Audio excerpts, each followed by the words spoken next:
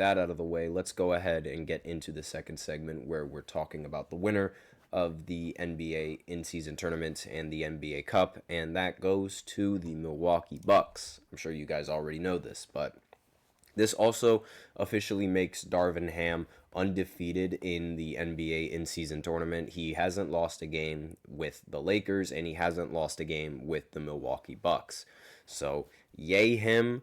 I guess, and he also, he actually went off against the Lakers. Like, he really talked down on the Lakers. I'm actually going to try and see if I can get a quote from him, like after he won the NBA in-season tournament, but he ended up really talking smack about the Lakers. And Darvin Ham, he responded. So after he was asked like how it was working in LA compared to now, and he was like, I wasn't happy. I was like, what are we talking about? And he goes on like a little bit more. And he says, it's great for the league and me personally. I've been super excited to be a part of both the inaugural and now this one. Two generational talents, LeBron and Giannis Antetokounmpo. This wasn't the the crazy quote that he said. In fact, I'm actually going to try and pull it up right now because he really went off on the Lakers for firing. And he said, to do as well as I did, I swear to God, anywhere else, I'm probably looking at an extension with what I did.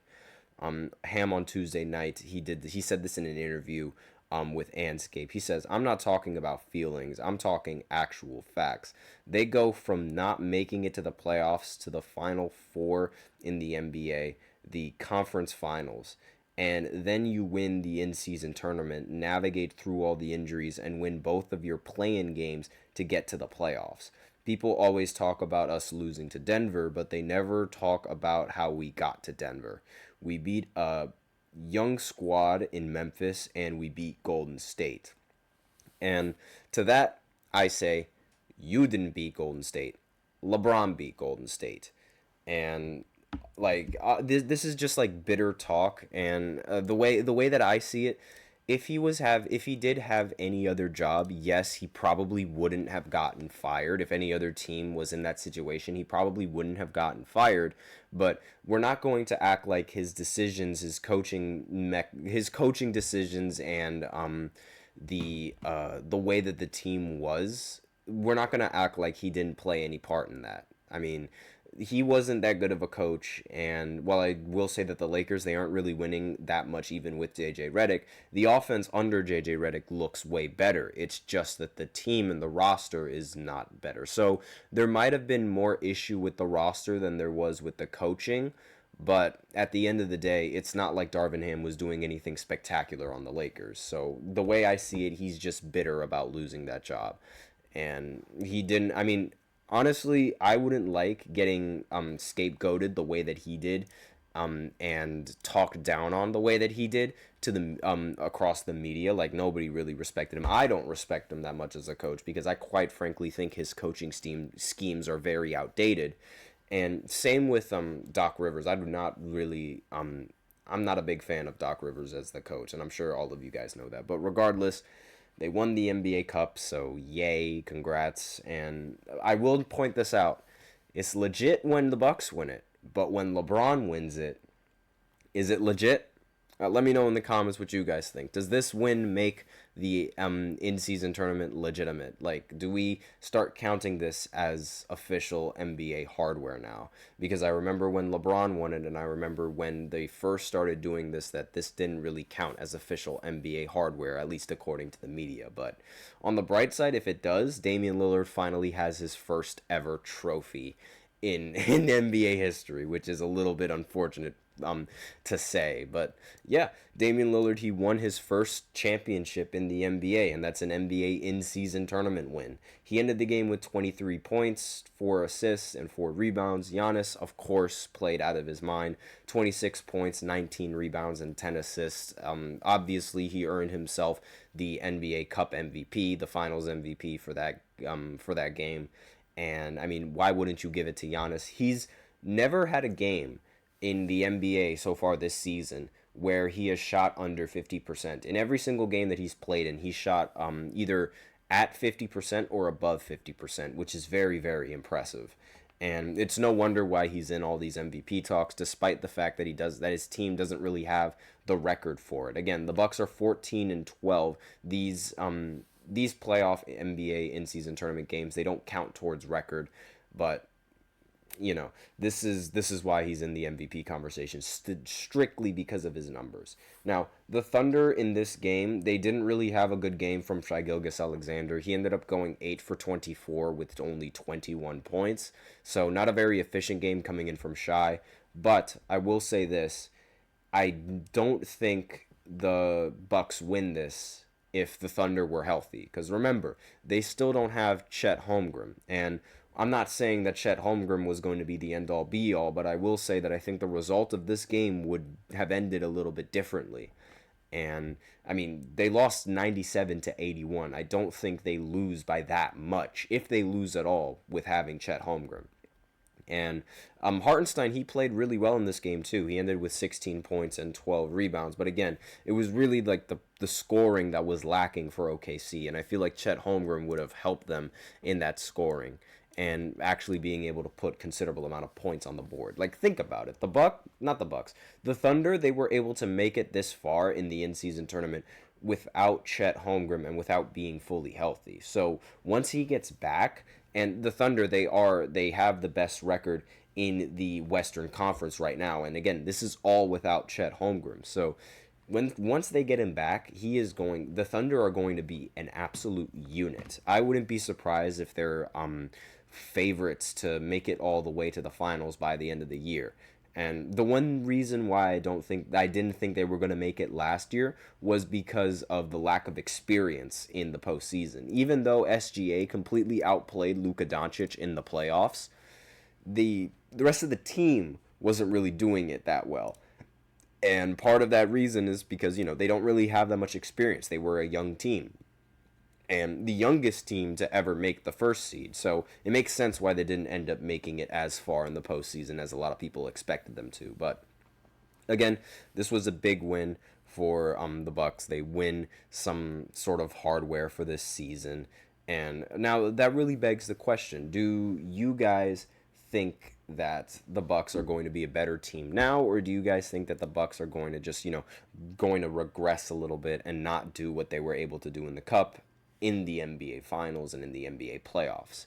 Do they even make the finals? That's still a question to be asked, and that's still left in the air. But I don't think this Bucks team is going to be able to make it that far in the postseason. I genuinely just don't think that's going to happen. I mean, we've seen last year, like the NBA Cup doesn't necessarily translate over to the NBA playoffs. In fact, when the Pacers, when they got there, they ended up losing, but they did make it pretty far in the NBA playoffs. I will say that. So I think there's going to be a similar parallel with what happened last year and with what's going to happen this year. So, like, for example, the Lakers, they ended up winning the NBA Cup last season. They only got it as far as the first round. Meanwhile, the losers and the runner-ups to the NBA in-season tournament, they ended up making it to the Eastern Conference Finals. So I think that similar thing is going to happen. The Bucks, they're going to get eliminated in the first round, but the Thunder, they're going to advance as far as the Western Conference Finals. I think that's sort of the parallel in what I'm looking for and what I think is going to happen in the postseason, just based off of these results. And either way, I don't see the Bucks making it all the way with how the team has been playing. Giannis himself, yes, he deserves to be on a completely different team, but the rest of these guys and the way that they've been playing, I don't think it's going to be consistent enough to make it past the first round of the Eastern Conference. And not to mention having Doc Rivers as your coach and getting him, and Doc Rivers in the playoffs is just a bad combination. It's just bad. And I will say that these Bucks, they've definitely improved from the beginning of the season after starting out very, very slow. But I don't think that's going to really mean much once the postseason comes around. And again, the Thunder, they are not even healthy, and they are still one of the top teams they're arguably the top team in the NBA and the top team to beat. You can make that argument. I mean, I know as of right now, the Cavs, they have a better record than the Thunder, even though it's only by a couple of games. But you could also make the argument that the Cavs, they have it in a much easier conference, and they go up against other teams that are in a much easier conference. And being ranked number one in the West is much harder than being ranked number one in the Eastern Conference. I mean, if you just look at the gap between like all of these teams, and there are three negative teams right now that are scheduled. At least if the playoffs were to end right now, like if the playoffs were to start right now, there would be three negative teams fighting for a playoff spot. Meanwhile, over in the Western Conference, if you're negative, you are completely out of the postseason, which is what it's looking like for the Sacramento Kings right now. I mean, the Kings, they're 13-5, and they do not 13-5, excuse me. They're 13-15, excuse me, and they are sitting at a 12th in the Western Conference. Meanwhile, the Pacers, they're also 13-15, but they're sitting at 8 in the Eastern Conference. Like, you can clearly see just which side is better than the other, far better than the other. In fact, there are already 3 teams on the Western Conference who have yet to lose 10 games, and over in the East, you only have 2 teams, and those 2 teams are by far clear-cut the best teams in the Eastern Conference, the Cavs and the Celtics. The Knicks, they're 1 game off, and it seems like the Knicks have sort of found their stride, especially with Karl Anthony Towns and his return to Minnesota. More on that a little bit later. But that's all that I have to say in this second segment. Again, let me know in the comments if you guys think that this will translate over to the playoffs. But we're going to go ahead and go into the third segment where I talk about my opinion on why the NBA's viewership is so low, because that seems to be a trending topic. So I'll be right back after this short break. Be sure to stay tuned. Looking for your daily fix of sports talk without having to pay for it? GSMC Sports Network is available on YouTube. Just search GSMC Sports Network. Get your fix of daily sports talk shows on YouTube, absolutely free. NFL, college football, NBA, MLB, MMA, UFC, fantasy football, and so much more. GSMC Sports Network has shows running all day long, with new sports shows starting every 2 hours. Just like on your favorite cable sports channel, except GSMC Sports Network is absolutely free. Just search GSMC Sports Network on YouTube to catch one of your new favorite shows, like the GSMC College Football Podcast, Chip Shot Football Podcast, Hoops and Heels Women's Sports Podcast, GSMC Basketball Podcast, and so many more. Check it out for yourself. GSMC Sports Network, now available on YouTube absolutely free. Search GSMC Sports Network on YouTube right now.